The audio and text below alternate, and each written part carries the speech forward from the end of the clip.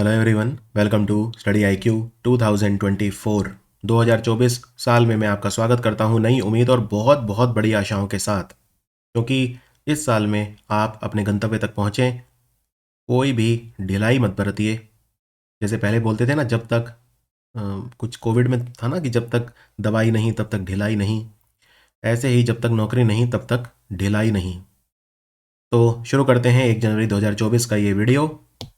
और वीडियो शुरू करने से पहले अब तक की सबसे इंपॉर्टेंट अनाउंसमेंट में से एक, अगर आप RBI ग्रेड बी की तैयारी कर रहे हैं तो मैंने कोर्स लॉन्च कर दिया है। आज ही लॉन्च किया है। इसका प्राइस है 10,000 रुपीज़। ये लाइव कोर्स है, लेकिन जो पार्ट मैं पढ़ाऊंगा वो प्री रिकॉर्डेड रहेगा, क्योंकि मैं लाइव क्लास कभी लेता नहीं हूँ। अगर आप 5 जनवरी से पहले खरीदते हैं तो आपको डबल वैलिडिटी भी मिलेगी और आपको 3,000 रुपये का डिस्काउंट मिलेगा। यानी आपको कोड यूज़ करना है GGCA, तो आप इसे सिर्फ 7,000 रुपये में परचेज कर सकते हैं 5 जनवरी से पहले। क्लासेस स्टार्ट हो जाएंगी 17 जनवरी को। 17 जनवरी को क्लासेस स्टार्ट हो जाएंगी। मेरे वीडियो तो कल से ही शुरू हो जाएंगे। लाइव क्लासेस 17 से स्टार्ट होंगी, लेकिन हर रोज़ एक एक दो दो वीडियो मैं आपको देता रहूँगा। जैसे जैसे करंट अफेयर आएंगे वो मैं आपको देता रहूँगा। Economic, social issues, descriptive, government scheme वगैरह। कल मैं गवर्नमेंट स्कीम पढ़ाऊँगा डिटेल में, 2-3 स्कीम मैंने कवर की हैं। PI भी पढ़ाऊँगा आपको। तो ये सब चीज़ें मैं आपको इसमें पढ़ाता चलूँगा। बाकी बहुत शानदार फैकल्टी हैं, वासु कटारा सर हैं, भुवन सर हैं। तो अगर आप RBI ग्रेड बी की तैयारी करना चाहते हैं तो इसको परचेज़ कर सकते हैं। चलिए अब हम वीडियो को शुरू करते हैं। अभी अभी भारत की जो सेना है उसने सैन्य अभ्यास किया जिसका नाम है डेजर्ट साइक्लोन। ये किसके साथ किया? किसके साथ किया? देखो, इस तरह के क्वेश्चन में ना आप गैस मत करना, तुक्का मत लगाना। आप सोचेंगे चलिए डेजर्ट की बात हो रही है, क्योंकि वो भी बेवकूफ़ नहीं है। वो आपको ऑप्शन देगा तो वैसे ही देगा, राइट। जैसे फॉर एग्जांपल आप सोचेंगे चलो डेजर्ट में हुआ होगा तो अमेरिका तो नहीं हो सकता। ऐसा क्यों? क्या अमेरिका में डेजर्ट नहीं है? इनफैक्ट अमेरिका में काफ़ी सारे डेजर्ट हैं। अमेरिका में काफ़ी सारे डेजर्ट हैं। जैसे अमेरिका में ग्रेट बेसिन डेजर्ट है, मोजावे डेजर्ट है, चिहुआहुआन है, सोनोरन डेजर्ट है। तो गैस वर्क मत करना। और ये सबसे डिफिकल्ट क्वेश्चन है और उसका रीज़न बताता हूँ, क्योंकि कन्फ्यूजिंग बहुत है ये। कन्फ्यूजिंग क्यों है? देखिए, एक अभ्यास है साइक्लोन 1। साइक्लोन नाम का अभ्यास हमने कौन से देश के साथ किया? अगर मैं आपसे पूछूं, साइक्लोन 1 हमने अभ्यास किया था, अगर आपको याद आ गया हो अब तक, इजिप्ट के साथ पहली बार किया था। याद रखिए, साइक्लोन 1 नाम का अभ्यास जो है हमने इजिप्ट के साथ किया था और पहली बार किया था साइक्लोन 1 एक्सरसाइज। क्या इजिप्ट के साथ हम कोई और अभ्यास भी करते हैं? हाँ, बिल्कुल करते हैं। वैसे साइक्लोन 1 जो हमने किया था, कहाँ पे किया था? साइक्लोन 1 हमने पहली बार हुआ था ये, और भारत और इजिप्ट के बीच में हमने जैसलमेर राजस्थान में किया था 2023 में, जनवरी में। ठीक है। तो साइक्लोन 1 ये साइक्लोन नहीं है, ये डेजर्ट साइक्लोन है। तो इसको डेजर्ट साइक्लोन 1 बोलेंगे क्योंकि पहली बार हो रहा है। तो देखिए कितनी कंफ्यूजन है। तो इजिप्ट इजिप्ट के साथ हम करते हैं साइक्लोन 1। चलिए अब डेजर्ट नाइट हम किसके साथ करते हैं? डेजर्ट नाइट हम करते हैं फ्रांस के साथ। डेजर्ट नाइट एक युद्ध अभ्यास है जो भारत और फ्रांस के बीच में होता है। एक और मिलता जुलता नाम है डेजर्ट वॉरियर। हम डेजर्ट वॉरियर किसके साथ करते हैं? डेजर्ट वॉरियर भी हम इजिप्ट के साथ करते हैं। डेजर्ट वॉरियर नाम का अभ्यास भी हम इजिप्ट के साथ करते हैं। Is that absolutely clear? तो आप देख सकते हैं कि मिलते जुलते जो हैं कितने सारे नाम हैं, desert warrior, desert knight, cyclone और डेजर्ट साइक्लोन। इसलिए मैं कह रहा हूं कंफ्यूजिंग है, इसलिए मैंने यहीं पे लिख दिया जिससे आप वो कर सकें। क्या इजिप्ट के साथ हम और भी अभ्यास करते हैं? हाँ, ब्राइट स्टार। ब्राइट स्टार भी हम इजिप्ट के साथ करते हैं और हमने अभी अभी किया था। तो डेजर्ट वॉरियर, ब्राइट स्टार और साइक्लोन 1 हम करते हैं इजिप्ट के साथ। डेजर्ट नाइट करते हैं फ्रांस के साथ और डेजर्ट साइक्लोन हम करते हैं UAE के साथ। तो आंसर है संयुक्त अरब अमीरात। और आपको बता दूं कि भारत और UAE के बीच में ये पहली बार अभ्यास हो रहा है। कहां पे हो रहा है? ये राजस्थान में हो रहा है। 2 से 15 जनवरी तक चलेगा राजस्थान में। डेट आपको याद नहीं रखनी। राजस्थान में कहां? ये थार मरुस्थल में हो रहा है। तो राजस्थान के वो जिले जो मरुस्थल में आते हैं, मरुस्थल एरिया में आते हैं, पश्चिमी राजस्थान, बाड़मेर, जैसलमेर वगैरह, यहीं कहीं पे होगा। थार मरुस्थल में होगा, बस इतना ध्यान रखिए। क्या हम UAE के साथ कोई और अभ्यास भी करते हैं? बिल्कुल, हम करते हैं जायद तलवार। जायद तलवार अगस्त के महीने में तो किया था, अभी अभी तो करा है हमने जायद तलवार, अगस्त के महीने में हमने किया था। 8 से 11 अगस्त तक जो है ये हुआ था। तो ये वाला अभ्यास भी हम करते हैं, राइट। जायद तलवार हमने कहां पे किया था? जायद तलवार इस बार हमने पर्शियन गल्फ में किया था। फारस की खाड़ी, पर्शियन गल्फ में, दुबई के पास हमने किया था, off the coast of Dubai, Dubai के तट के पास। जायद तलवार एक नौसैनिक अभ्यास है, मतलब मैरीटाइम एक्सरसाइज है। उसमें हमारे 2 जहाज गए थे, एक का नाम है आईएनएस विशाखापट्टनम और एक का नाम है आईएनएस त्रिकंड। ये 2 जहाज हमारे गए थे। तो यूएई के साथ 2 अभ्यास हमारे हैं, जायद तलवार और अब डेजर्ट साइक्लोन। यहाँ पे आपको ये भी बता दूं यूएई इतना इंपॉर्टेंट कंट्री क्यों है, क्योंकि तीसरा सबसे ज़्यादा व्यापार हम जो है अमेरिका और चाइना के बाद यूएई से करते हैं। तो थर्ड लार्जेस्ट ट्रेडिंग पार्टनर है। और यूएई की अभी वो भी चल रही है, मतलब क्या बोलते हैं उसे, लड़ाई टाइप चल रही है ईरान से। क्यों? 3 द्वीपों को लेकर। एक का नाम है ग्रेटर टम्ब, एक का नाम है लेसर टम्ब्स, ये द्वीप हैं, आइलैंड हैं ये, और तीसरे का नाम है अबू मूसा। यूएई कह रहा है ये तीनों मेरे हैं और ईरान कह रहा है ये तीनों मेरे हैं। इसको लेके काफी लड़ाई चल रही है, ग्रेटर टम्ब्स, लेसर टम्ब्स और अबू मूसा। हाल ही में प्रधानमंत्री मोदी जी के शहर में लता मंगेशकर चौक का उन्होंने दौरा किया। ये है लता मंगेशकर चौक, अयोध्या में किया। अयोध्या में सरयू नदी के किनारे है ये चौक और अयोध्या शहर ही पूरा सरयू नदी के किनारे है। क्या ये लता मंगेशकर चौक अभी बना है? जी नहीं। लता मंगेशकर की डेथ कब हुई थी? फरवरी 2022 में। तो ये सितंबर 2022 में प्रधानमंत्री मोदी ने इसका उद्घाटन किया था, सितंबर 2022 में। इसका नाम लता मंगेशकर जी के नाम पे रखा है, लता मंगेशकर जी के नाम पे, जो भारत रत्न जिन्हें मिला था और भारत की शायद सबसे जानी मानी सिंगर वही थी। इनकी 2022 में 92 साल की उम्र में डेथ हो गई थी, तो ये ध्यान रखिए। अब आप देख सकते हैं लता मंगेशकर चौक के ऊपर एक वीणा रखी है। वाह, क्या वीणा है! वीणा एक वाद्य यंत्र है। ये वीणा किसने डिजाइन करी है? इस वीणा को डिजाइन करा है राम वंजी सुतर ने। ये राम वंजी सुतर वही व्यक्ति हैं जिन्होंने स्टैच्यू ऑफ यूनिटी के आर्किटेक्ट हैं। Statue of unity, Sardar Vallabh भाई पटेल की जो प्रतिमा है, उसके डिजाइनर भी यही व्यक्ति हैं, जो दुनिया का सबसे ऊंचा स्टैच्यू है केवड़िया में। केवड़िया नर्मदा जिला गुजरात में। क्लियर? तो 40 फीट लंबी वीणा है, 12 मीटर ऊंची है, जमीन से ऊंची है 12 मीटर, इसकी लंबाई है 40 मीटर। और ये 2022 में सितंबर में इसका उद्घाटन हुआ था वीणा का। अब ये लता मंगेशकर चौक किसने डिजाइन करा है? ये डिजाइन करा है रंजन मोहंटी ने। एक व्यक्ति हैं रंजन मोहंटी। अगर आपसे पूछें, वैसे तो पूछेंगे नहीं क्योंकि क्वेश्चन पुराना हो गया, लेकिन क्योंकि पीएम मोदी गए हैं इस जगह पे तो पूछ सकते हैं। अगर आपसे पूछें लता मंगेशकर चौक के डिजाइनर कौन है, आंसर है रंजन मोहंटी। अगर आपसे पूछें इस वीणा के डिजाइनर कौन है, तो आंसर है रामनजी सुतार। दोनों अलग अलग बातें। और अभी प्रधानमंत्री मोदी 22 तारीख को मंदिर का उद्घाटन करेंगे, 22 जनवरी को। और उन्होंने कहा है 22 जनवरी को अयोध्या ना आए, क्योंकि बेकार में सिक्योरिटी प्रॉब्लम होगी, सारी भीड़ आ जाएगी। तो हाँ, 22 के बाद चले जाइए, मंदिर आपके लिए खुला है। अब टूरिज्म बहुत बढ़ गया है, अभी एयरपोर्ट बन गया, महर्षि वाल्मीकि इंटरनेशनल एयरपोर्ट, अयोध्या धाम रेलवे स्टेशन वहाँ पे हो गया। पीएम मोदी गए थे, 6 वंदे भारत और 2 अमृत भारत ट्रेन का उद्घाटन उन्होंने वहाँ से किया है। अगला सवाल, ये अमृत भारत ट्रेन क्या है? अमृत भारत ट्रेन 2 इनोग्रेट हुई हैं। पहली चलेगी दरभंगा से दिल्ली आनंद विहार टर्मिनस अयोध्या होते हुए, और दूसरी मालदा से बेंगलोर। बेंगलोर में जो वो है ना M Visvesvaraya terminal, M Visvesvaraya का जन्मदिन हम इंजीनियर डे के रूप में मनाते हैं। कृष्ण राज सागर बांध उन्होंने बनवाया था एम विश्वेश्वरैया ने, और इनका जन्मदिन 15 सितंबर को हर साल होता है, इंजीनियर दिवस के रूप में, अभियंत्रिक के दिवस रूप में हम मनाते हैं। मालदा बंगाल में एक जगह है, मालदा का आम आपने खाया होगा, मालदा आम। तो मालदा से लेके बेंगलोर तक चलेगी अमृत भारत, और एक चलेगी दरभंगा से लेके आनंद विहार टर्मिनस दिल्ली तक अयोध्या होते हुए। और 6 वंदे भारत ट्रेन का उद्घाटन भी प्रधानमंत्री मोदी ने अयोध्या में किया। चलिए अब हम आगे बढ़ते हैं। अयोध्या के बारे में ऑब्वियसली चर्चा जारी रहेगी, बहुत कुछ होने वाला है वहां पे। हाल ही में उज्बेकिस्तान का शहर है समरकंद, यहाँ पे विश्व ब्लिट्स शतरंज प्रतियोगिता ओपन श्रेणी में किसने जीती? तो पुरुषों में जीती मैग्नस कार्लसन ने, जो नॉर्वे के खिलाड़ी हैं, और महिलाओं में जीती रूस की खिलाड़ी जिनका नाम है Valentina गुनिना। Valentina गुनिना, is that absolutely clear? तो बस ये विनर के नाम याद रखिए। एक टूर्नामेंट और हुआ था यहाँ पे, वर्ल्ड विश्व रैपिड।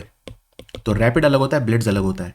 रैपिड में खिलाड़ी को सोचने के लिए 15 मिनट मिलते हैं और ब्लिट्स में सिर्फ 3 मिनट मिलते हैं। तो ब्लिट्स में तो और जल्दी जल्दी सोच के आपको अपनी चालें चलनी होती हैं, शतरंज की चालें। तो रैपिड में उसमें भी मैग्नस कार्लसन ने जीता था, नॉर्वे के खिलाड़ी। तो पुरुषों में तो विनर सेम है, तो आपका काम आसान हो गया। लेकिन महिलाओं में विनर अलग हैं। तो महिलाओं में किसने जीता था वो टूर्नामेंट? महिलाओं में जीता था, रूस की ही खिलाड़ी थी, लेकिन खिलाड़ी दूसरी थी, गुना नीना नहीं थी, वो थी अनस्तेसिया बोर्डनरुक। अनस्तेसिया बोर्डनरुक ये थी। और उसमें आपको महिलाओं में ये भी याद रखना पड़ेगा सेकंड कौन आया था, क्योंकि वो भारत की खिलाड़ी थी, कोनेरू हम्पी। कोनेरू हम्पी जो कि आंध्र प्रदेश से हैं, उन्होंने जीता था सिल्वर। और ये वर्ल्ड रैपिड चैंपियनशिप भी उज्बेकिस्तान के शहर समरकंद में हुआ था और वर्ल्ड ब्लिट्ज चैंपियनशिप भी उज्बेकिस्तान के शहर समरकंद में हुआ है। एक और शतरंज का सवाल है, डी गुकेश और कोनेरू हम्पी ने अपने संबंधित कैंडिडेट टूर्नामेंट के लिए क्वालिफाई कर लिया है। किस देश में होगा ये कनाडा के शहर टोरंटो में होगा। और ये इतना इंपॉर्टेंट क्यों है कि क्वालिफाई करना इतनी बड़ी बात हो गई, इसके लिए बहुत लंबी कहानी है, आपको शॉर्ट में समझाता हूं। देखो, अगर मैं आपसे पूछूं इस समय दुनिया में विश्व चैंपियन कौन है शतरंज में, विश्व चैंपियन कौन है शतरंज में, तो मैग्नस कार्लसन नहीं है। मैग्नस कार्लसन वर्ल्ड नंबर 1 खिलाड़ी हैं लेकिन वर्ल्ड चैंपियन नहीं है। फॉर एग्जांपल, अभी वर्ल्ड चैंपियन टीम कौन सी है वनडे मैचेस में? ऑस्ट्रेलिया, क्योंकि वर्ल्ड कप जीता, जिसने वर्ल्ड कप जीता वो वर्ल्ड चैंपियन। लेकिन ये जरूरी नहीं है कि वर्ल्ड नंबर 1 टीम भी वही है, ये जरूरी नहीं है। तो वर्ल्ड नंबर 1 अलग होता है, वर्ल्ड नंबर 1 मतलब जो उस समय बेस्ट होता है वो वर्ल्ड नंबर 1, लेकिन वर्ल्ड चैंपियन होता है जिसने वर्ल्ड कप जीता होता है। तो वर्ल्ड चैंपियन कौन है इस समय शतरंज में? तो वो चाइना के खिलाड़ी हैं, दोनों, पुरुष भी और महिला भी, यानी फीमेल भी और मेल भी। जो पुरुष खिलाड़ी हैं उनका नाम है डिंग लिरेन और महिला में जो खिलाड़ी है उनका नाम है जू वेंजुन। ये वर्ल्ड चैंपियन है इस समय। अब इनको कौन, अगर मान लो कोई भी व्यक्ति वर्ल्ड चैंपियन बनना चाहता है, और सब वर्ल्ड चैंपियन बनना चाहते हैं इसलिए तो चेस खिलाड़ी खेलते हैं, तो डिंग लिरेन को कौन टक्कर देगा? इसके लिए 8 खिलाड़ी आपस में भिड़ेंगे, इनको बोलते हैं कैंडिडेट्स। जो कैंडिडेट जीतेगा, जो कैंडिडेट टूर्नामेंट जीतेगा वो क्या हो जाएगा? चैलेंजर, और वो चैलेंज करेगा डिंग लिरेन को। 8 खिलाड़ी, सेम महिलाओं में 8 खिलाड़ी भिड़ेंगे कैंडिडेट्स टूर्नामेंट में, महिलाओं का भी कैंडिडेट टूर्नामेंट होगा, 8 महिला खिलाड़ी भिड़ेंगी और उनमें जो जीतेगा वो जू वेंजुन को चैलेंज करेगा वर्ल्ड चैंपियनशिप के लिए। अब ये जो 8 खिलाड़ी हैं पुरुषों में, क्या इनमें भारत के भी कोई हैं? हाँ हैं, एक नहीं, दो नहीं, बल्कि पूरे 3। कौन कौन है? एक तो डी गुकेश, एक है आर प्रज्ञानंदा और एक है विदित गुजराती, और बाकी 5 दूसरे कंट्री के, उनसे हमें मतलब नहीं। डी गुकेश, आर प्रज्ञानंदा और विदित गुजराती, ये जो 8 महिलाएं हैं, क्या इनमें भारत की भी कोई है? हाँ, एक है कोनेरू हम्पी और एक है R Vaishali. R Vaishali R Praggnanandhaa की बहन है, सगी बहन, तो दोनों बहन भाई जबरदस्त खिलाड़ी हैं। और आर वैशाली अभी अभी भारत की 84th ग्रैंड मास्टर भी बनी है शतरंज की, राइट। तो ये चीजें ध्यान रखने वाली हैं। अब ये टोरंटो में होगा अप्रैल में, देखते हैं क्या ये डिंग लिरेन को चैलेंज कर पाते हैं, क्या ये जू वेंजुन को चैलेंज कर पाते हैं, समय बताएगा। हाल ही में कौन से देश ने X-37B robot space plane launch करा है?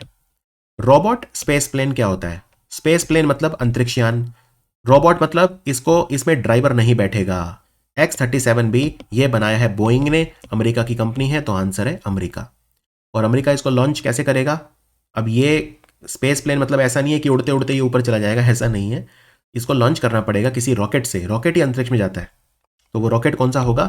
वो होगा स्पेस एक्स कंपनी का रॉकेट, जिसका नाम है फैल्कन 9। तो ये एक बेसिकली अंतरिक्ष में तैरेगा और बहुत सारी चीजें अमेरिका को बताएगा, right. Robotic space plane America launch कर रहा है, रीयूजेबल है, ये बार बार यूज हो सकता है, और इसका नाम है X-37B। इसको अमेरिका की कंपनी बोइंग ने बनाया है, चाइना भी पीछे नहीं है। तो अगला सवाल वही है, द शैनडोंग नहीं है, शैनलॉन्ग है। शैनडोंग एक चाइना का शहर है जिसके नाम पे वहां का एयरक्राफ्ट कैरियर भी है। लियाओनिक, शैनडोंग और फुजियान, 3 एयरक्राफ्ट कैरियर है चाइना के पास, 3 विमान वाहक पोत हैं। भारत के पास 2 ही हैं, विक्रांत और विक्रमादित्य। तो शैनलॉन्ग का मतलब होता है डिवाइन ड्रैगन। ये एक रोबोट स्पेस प्लेन है, अगेन रोबोट मतलब क्योंकि इसमें ड्राइवर नहीं बैठेगा, और स्पेस प्लेन मतलब अंतरिक्ष में जाएगा। इसको किसने लॉन्च करा है? तो चाइना ने करा है। और चाइना ने इसको कहां से लॉन्च करा? चाइना अपने ज्यादातर लॉन्च यहीं से करता है, जियोक्वान सैटेलाइट लॉन्च सेंटर गोबी मरुस्थल चाइना में है, और इसके लिए रॉकेट का इस्तेमाल होगा लॉन्ग मार्च नाम का रॉकेट। अब लॉन्ग मार्च की भी बहुत सारी वैरायटी है, तो लॉन्ग मार्च 2F रॉकेट का इस्तेमाल करके चाइना अपना स्पेस प्लेन भेजेगा जिसका नाम है शैनलॉन्ग या डिवाइन ड्रैगन। अब आते हैं सबसे इंपॉर्टेंट क्वेश्चन में, जिसको समझाने में कम से कम भी 6 से 7 मिनट लगेंगे। भारतीय अंतरिक्ष अनुसंधान संगठन यानी इसरो का कौन सा मिशन एक्सपोसैट सैटेलाइट लेकर उड़ेगा? यानी रॉकेट कौन सा यूज करेंगे? ये सैटेलाइट है भारत की एक्सपोसैट। एक्सपोसैट की फुल फॉर्म है एक्सरे, श किरण होती है ना, X-ray polarimeter satellite, polarimeter satellite यानी एक्सपोसैट। तो PSLV C58 मिशन है ये, PSLV C58। ये आज ही लॉन्च हुई है, यानी 1 जनवरी 2024 को ये लॉन्च हुई है। तो सबसे पहली चीज तो ये एक्सपोसैट की फुल फॉर्म याद रखो, एक्सरे पोलैरीमीटर सैटेलाइट। अब ये करेगी क्या वहां जाके? हमारे अंतरिक्ष में जहां से भी एक्सरे निकल रही है, चाहे वो ब्लैक होल से निकल रही है, टूटे हुए तारों से निकल रही है, एस्टेरॉयड से निकल रही है, कहीं से भी कोई भी सेलेस्टियल ऑब्जेक्ट्स हैं, कोई भी हमारे ब्रह्मांड में तैरते हुए वो हैं, कहीं से भी अगर एक्सरे निकल रही है तो ये उसको पकड़ लेगी, ये उस एक्सरे को पकड़ लेगी और उसकी स्टडी करेगी, और उसकी स्टडी करेगी। हम इसे अंतरिक्ष में 650 किलोमीटर दूर धरती से भेज देंगे। 650 किलोमीटर के आसपास की दूरी पे धरती से दूर ये रहेगी, यानी धरती से 650 किलोमीटर दूर अंतरिक्ष में ये रहेगी। क्लियर? तो ये है एक्सपोसैट, और ये उस एक्सरे का अध्ययन करेगी जो कहीं से भी निकल रही है ब्रह्मांड में हमारे। यहां तक क्लियर है सारा? क्योंकि ये क्वेश्चन इतना डीप है कि इसमें मेरे को काफी कुछ आपको समझाना है। ठीक है, अच्छा, अब ये एक्सपोसैट हम अकेली सैटेलाइट लॉन्च कर रहे हैं या इसके साथ कोई और भी सैटेलाइट लॉन्च कर रहे हैं? इसके साथ हम 10 सैटेलाइट और लॉन्च कर रहे हैं, टोटल 11 एक्सपोसैट और 10 और।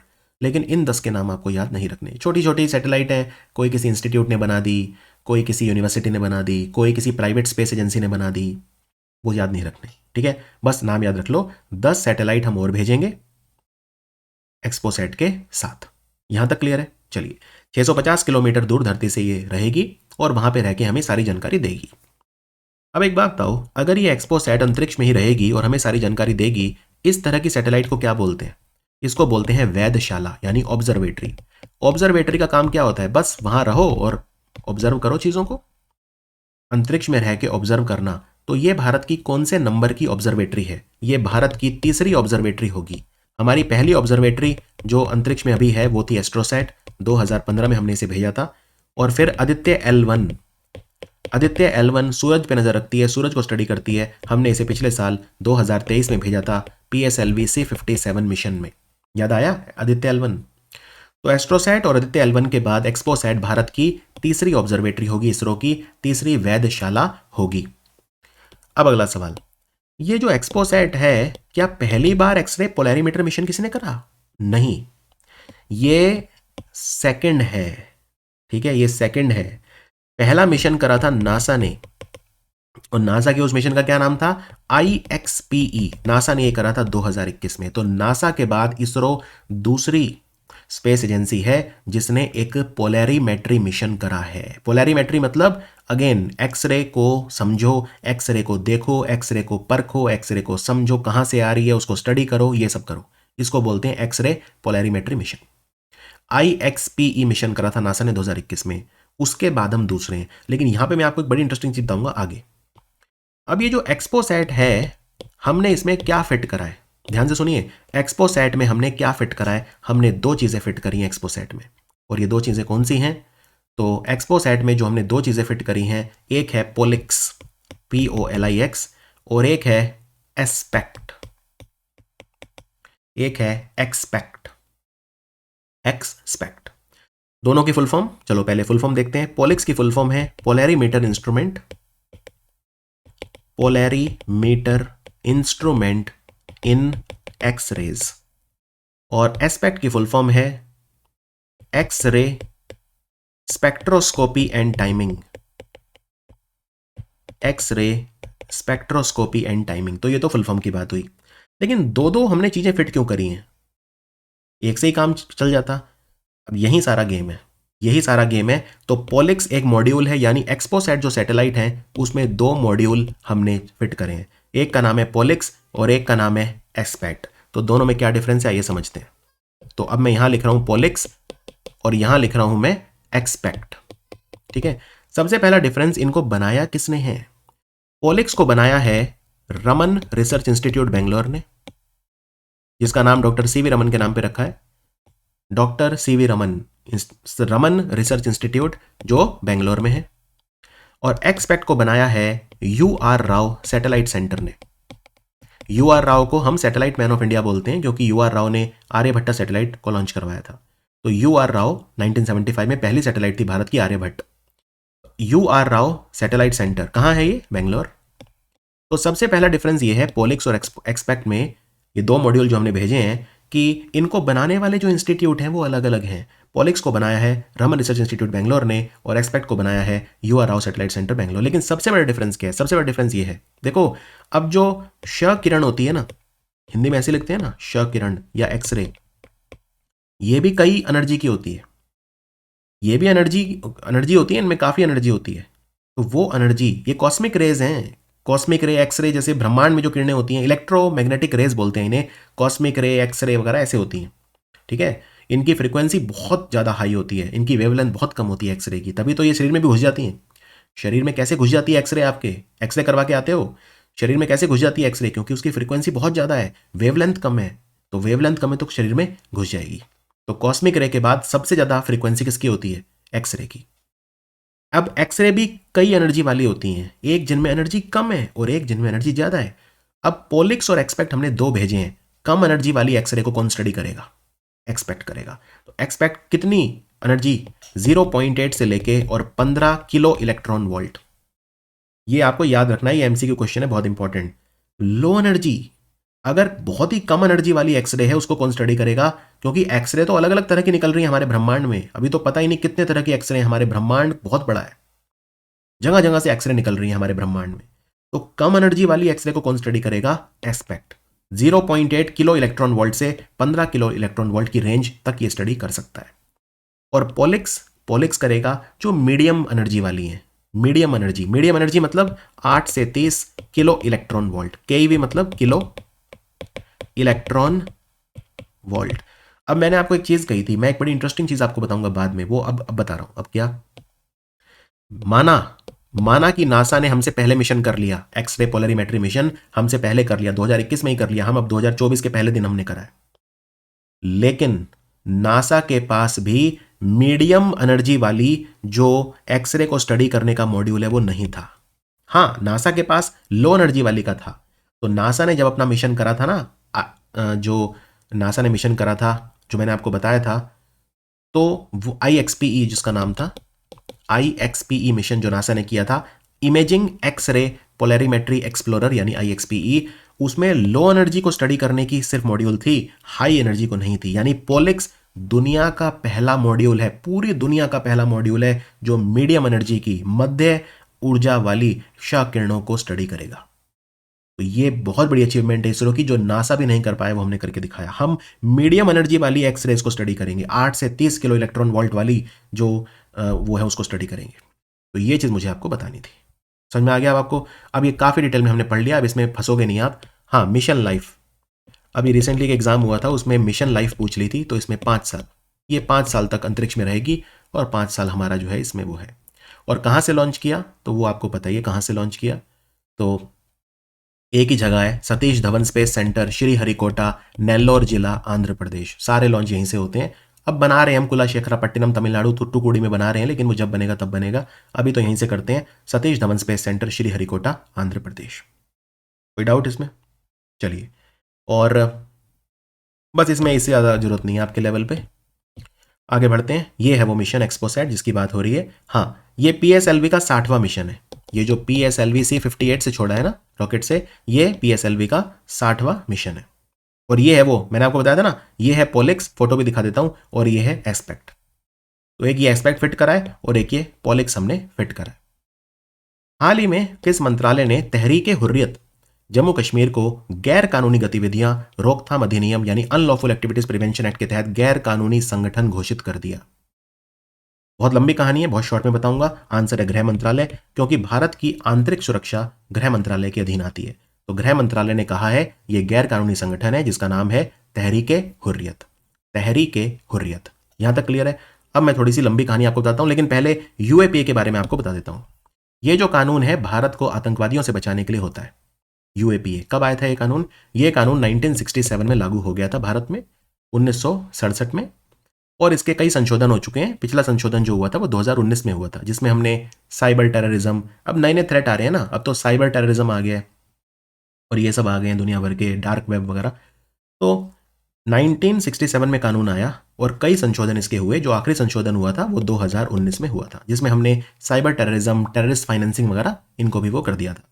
UAPA कानून किसके लिए है? NIA, national investigation agency. ये ताकत देता है NIA को इन्वेस्टिगेट करने की और किसी को भी प्रोसिक्यूट करने की। ठीक है, और इसमें बहुत तगड़ी सजाएं होती हैं, आजीवन उम्र कैद, इवन फांसी की सजा तक हो सकती है अगर आप भारत के विरोध में कोई काम कर रहे हो। तो इसमें क्या ताकत मिलती है NIA को इस कानून से, वो मैं आपको बताता हूं। नेशनल इन्वेस्टिगेशन एजेंसी, इसको ये ताकत मिलती है कि वो 180 दिन तक किसी भी व्यक्ति को जेल में रख सकता है। उसके लिए उसे अरेस्ट वारंट की आवश्यकता भी नहीं है। वो कहीं पे भी जाके छानबीन कर सकता है, किसी के घर में भी घुस सकता है, उसे सर्च वारंट की ज़रूरत भी नहीं है। अगर उसे लगता है आतंकवाद का मामला है तो यूएपीए कानून हमारे नेशनल इन्वेस्टिगेशन एजेंसी को ताकत देता है, 180 दिनों तक वो किसी को भी डिटेन करके यानी जेल में डाल सकता है आतंकवाद के चार्जेस पे। अगर उसे शक है कि ये व्यक्ति आतंकवाद कर रहा है तो उसे वो 180 दिनों तक जेल में रख सकता है। Is that clear? ये है यूएपीए कानून। अब ये तहरीक हुर्रियत क्या है ये समझिए। इसके लिए पहले आपको ये समझना पड़ेगा हुर्रियत कॉन्फ्रेंस क्या है। तो ये समझाता हूं हुर्रियत कॉन्फ्रेंस क्या है। देखो, हुर्रियत कॉन्फ्रेंस बना था 1993 में। 26 पार्टियों ने मिलकर एक संगठन बनाया था हुर्रियत। अब इनमें कई पार्टियां ऐसी थी जो कहती थी जम्मू कश्मीर पाकिस्तान का होना चाहिए। कुछ पार्टियां ऐसी थी जो कहती थी कि भाई नहीं, जम्मू कश्मीर स्वतंत्र देश होना चाहिए, यानी ना पाकिस्तान का ना भारत का। अलग अलग वो थे, इनके आइडियोलॉजी थे। खैर एंटी इंडिया थे जो भी थे, मतलब भारत का तो नहीं, या तो आज़ाद कराओ या फिर जो है, अब जैसे जम्मू कश्मीर लिबरेशन फ्रंट था, वो कहता था आज़ाद कराओ जम्मू कश्मीर को, लिबरेट कराओ, ना पाकिस्तान के साथ जाएंगे ना हिंदुस्तान के साथ जाएंगे। इस तरह की पार्टियां थी। इन सबको मिला के हम बोलते थे हुर्रियत कॉन्फ्रेंस। तो ये हुर्रियत कॉन्फ्रेंस कब बना था? 1993 में बना था। जब बना था तब इसमें 26 पार्टियों ने मिलकर इसे बनाया था। और अलग अलग पार्टियां थी, जमात इस्लामी, JKLF, दुख तरीने मिल्लत और पता नहीं कौन कौन सी पार्टियां थी। टोटल 26 थी उस समय। फिर इनका नंबर कम ज़्यादा होता रहा। ठीक है, यहां तक क्लियर है? अच्छा, अब जब ये हुर्रियत बना तो ये अपना इसने काम किया, वो जम्मू कश्मीर में ये भारत के खिलाफ भड़काना ये सब करते गए लोग। उसके बाद 2004 में एक संगठन बना जिसका नाम था तहरीक हुर्रियत। तहरीक हुर्रियत। और ये तहरीक हुर्रियत किसने बनाया था? ये बनाया था सैयद अली शाह गिलानी। सैयद अली शाह गिलानी। और ये नाम मेरे मुंह से आपने पिछले हफ्ते भी सुना था। कौन थे ये? ये तीसरे व्यक्ति थे जिन्हें पाकिस्तान ने अपना सर्वोच्च सम्मान दिया था, निशाने पाकिस्तान। अभी उनको मिला है दाऊदी, जो बोहरा मुस्लिम समुदाय के मुफद्दल सैफुद्दीन, क्या नाम है उनका, सैयद, बड़ा सा नाम है, तो उनको मिला है अभी निशाने पाकिस्तान। चौथे व्यक्ति हैं वो। तीसरे कौन थे? सैयद अली शाह गिलानी थे। तो मैंने तब ये नाम मेंशन किया था। तो 2004 में इन्होंने बनाया तहरीक हुर्रियत संगठन। और फिर ये पहले से हुर्रियत कॉन्फ्रेंस था, इसी में ये समा गया, इसी में ये समा गया, इसी में मर्ज कर दिया इन्होंने इसको। लेकिन अब समस्या स्टार्ट हो गई 2005 में। हुर्रियत वाले लोग कुछ अचीव नहीं कर पा रहे थे, तो उन्होंने दो हिस्सों में वो बंट गए। एक हिस्सा था नरमपंथी। तो नरमपंथी के चीफ बन गए थे नरमपंथी जो ग्रुप था, यानी कि जो मॉडरेट्स थे, जो शांति से बात करना चाहते थे, उनके जो वो बने थे वो थे मिरवैज उमर फारूक। और एक थे गरमपंथी यानी एक्सट्रीमिस्ट हार्डलाइनर्स, उनके थे सैयद अली शाह गिलानी। तो ये दो हिस्सों में बट गया था हुर्रियत कॉन्फ्रेंस 2005 में, नरमपंथी और गरमपंथी। बट इनका काम वही था, भारत के खिलाफ जो है, मतलब जम्मू कश्मीर में सेंटिमेंट करना और कश्मीर को अलग करने की कोशिश करना। ये क्लियर है? तो जो ये 2004 में संगठन बनाया था ना सैयद अली शाह गिलानी ने, तहरीक हुर्रियत, इसको अब एक गैर कानूनी संगठन डिक्लेयर कर दिया है। और एक पंजाब के व्यक्ति हैं, पंजाब में एक जिला है तरन तारण जिला। तो तरन तारण जिले के एक व्यक्ति हैं जिनका नाम है लखबीर सिंह लांडा। लखबीर सिंह लांडा। ये एक आतंकवादी संगठन है बब्बर खालसा। ये खालिस्तान बनाना चाहते हैं, बब्बर खालसा, उसके आतंकवादी हैं ये। भारत सरकार ने इन्हें आतंकवादी घोषित कर दिया है यूएपीए के तहत ही। यूएपीए कानून जो है उसी के तहत लखबीर सिंह लांडा जो हैं एक व्यक्ति, उन्हें टेररिस्ट घोषित कर दिया भारत सरकार ने यूएपीए कानून के तहत। ये तरन तारण जिले पंजाब के हैं, अभी कनाडा के एडमंटन में रहते हैं और बब्बर खालसा की गतिविधियां करते हैं वहां पे।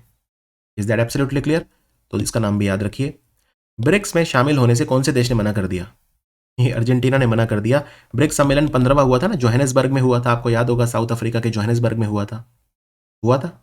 तो वहाँ पे 6 कंट्रीज़ को इनवाइट किया था कि भाई आ जाओ और ब्रिक्स में हिस्सा ले लो। ये 6 कंट्री कौन से थे? अर्जेंटीना मना कर दिया। अब बाकी 5 ने हाँ कर दिया है, तो इजिप्ट, इथोपिया, ईरान, सऊदी अरब और यूएई, ये पांचों ज्वाइन करेंगे। 1 जनवरी 2024 से इनकी सदस्यता लागू हो गई है, राइट। और 40 से ज़्यादा देश हैं जो ब्रिक्स ज्वाइन करना चाहते हैं। 40 से ज़्यादा देश हैं। पाकिस्तान भी फुल टाइम मेंबर बनने के लिए ब्रिक्स के लिए अप्लाई कर दिया है। अब बनेगा नहीं, वो बाद में देखेंगे। अभी लेकिन 6 में से अर्जेंटीना ने मना कर दिया है। अर्जेंटीना के जो राष्ट्रपति हैं ये हैं जावियर मिलई। इन्होंने कहा नहीं, हमें ब्रिक्स का हिस्सा नहीं बनना। और अगली ब्रिक्स समिट यानी 16वीं 2024 में होगी रशिया के शहर कजान में। निम्नलिखित में से किस राज्य ने बीजू स्वास्थ्य कल्याण योजना का तीसरा चरण शुरू कर दिया है?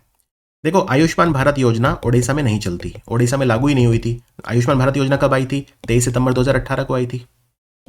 तो इन्होंने कहा नहीं, हमें ये अच्छी नहीं लग रही, हम अपनी खुद की योजना चलाएंगे।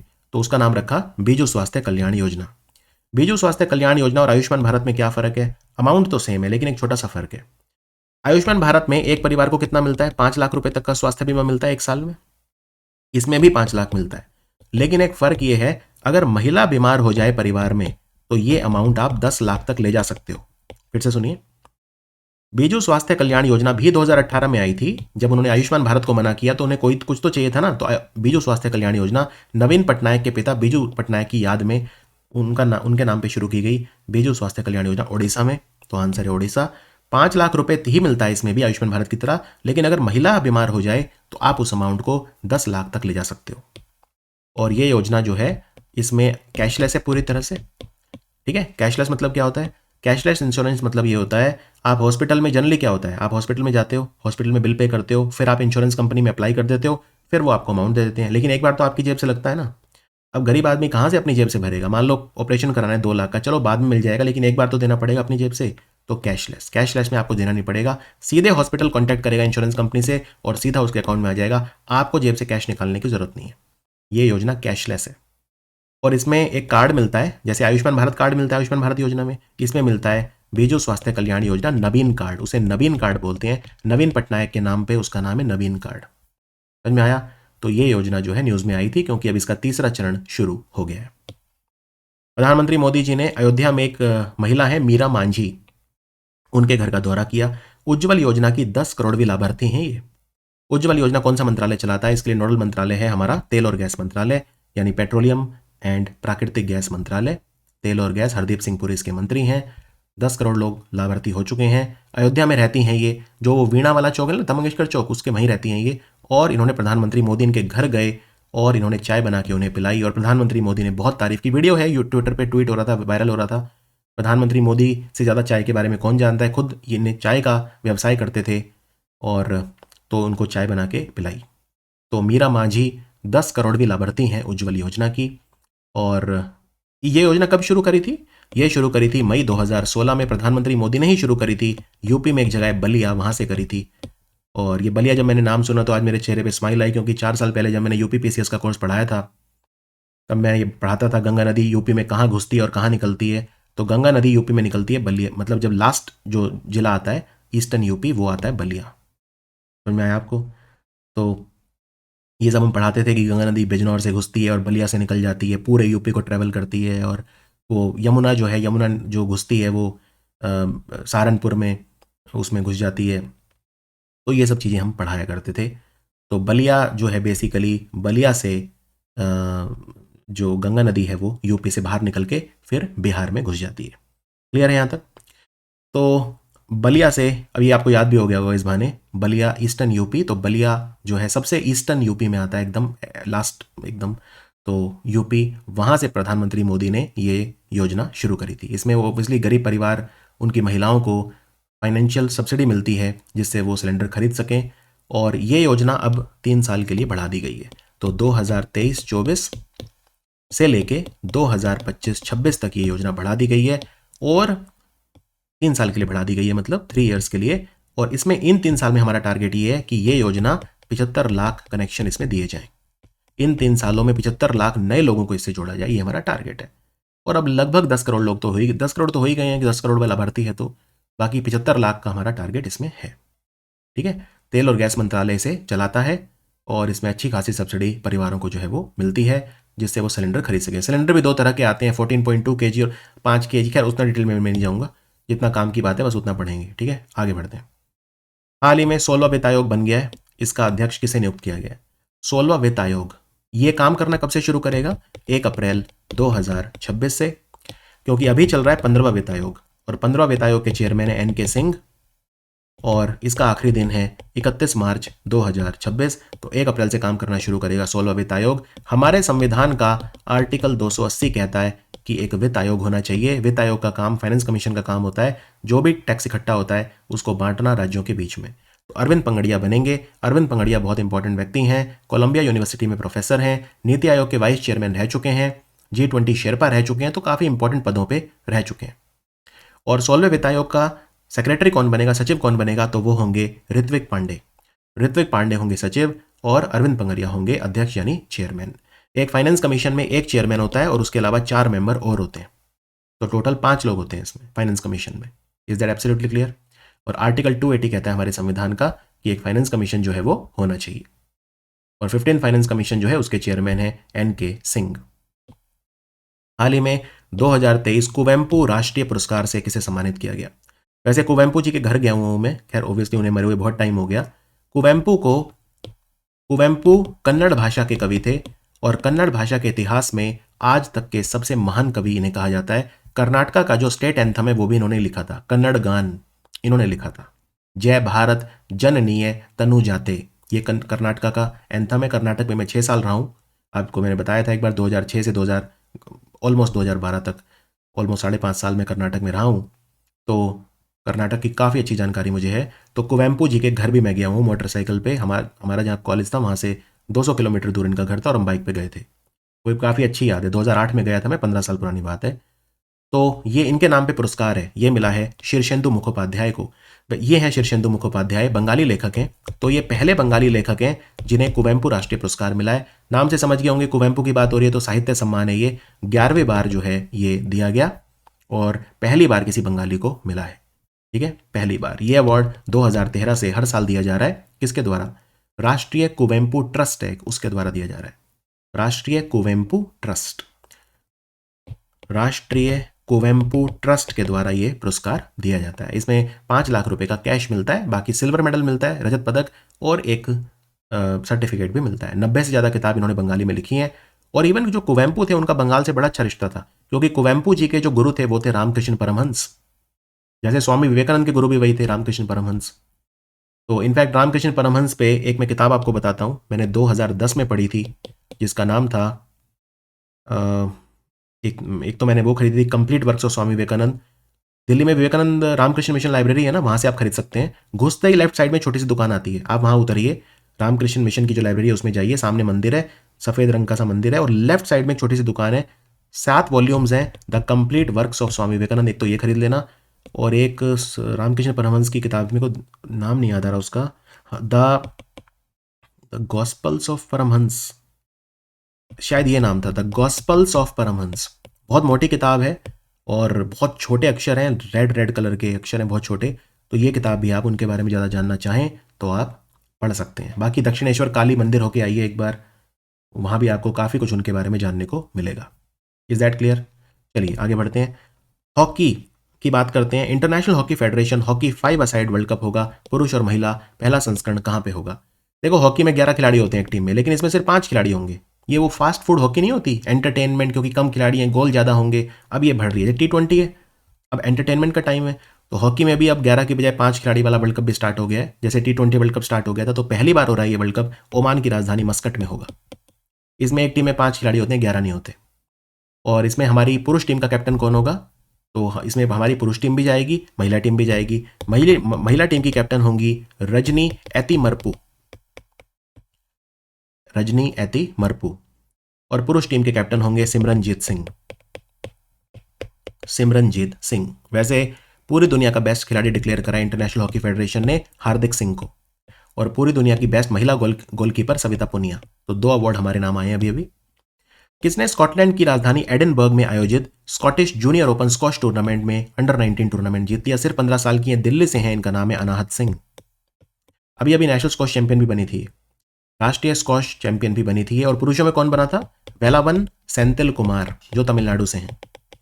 वेलावन सेंथिल कुमार तमिलनाडु से ये बने थे, और महिलाओं में बनी थी अनाहत सिंह। सिर्फ 15 साल की हैं ये, और दूसरी सबसे कम उम्र की खिलाड़ी है जो नेशनल चैंपियन बनी। पहली थी जोशना चिनप्पा, जो सन 2000 में, आज से 23 साल पहले, सिर्फ 14 साल की थी जब वो नेशनल चैंपियन बनी थी। तो अनाहत सिंह जो है वो नेशनल चैंपियन तो है ही, अब स्कॉटलैंड की राजधानी एडिनबर्ग में junior open squash tournament, Scottish junior open भी इन्होंने जीत लिया। केंद्रीय मंत्री हरदीप सिंह पुरी ने किस शहर में 13वें राष्ट्रीय स्ट्रीट फूड फेस्टिवल का उद्घाटन किया? National street food festival. यहाँ पे जो गलियों में जो खाना होता है ना, स्ट्रीट फूड बोलते हैं, जैसे गोलगप्पे, ये सब जो होता है इसे स्ट्रीट फूड कहते हैं। तो ये नई दिल्ली में होगा। हुआ नई दिल्ली में, 13वीं बार हुआ। तो इसका आयोजन किसने किया? एक संगठन है, ये जवाहरलाल नेहरू स्टेडियम में हुआ था नई दिल्ली में। एक संगठन है जिसका नाम है national Association of Street Vendors of India.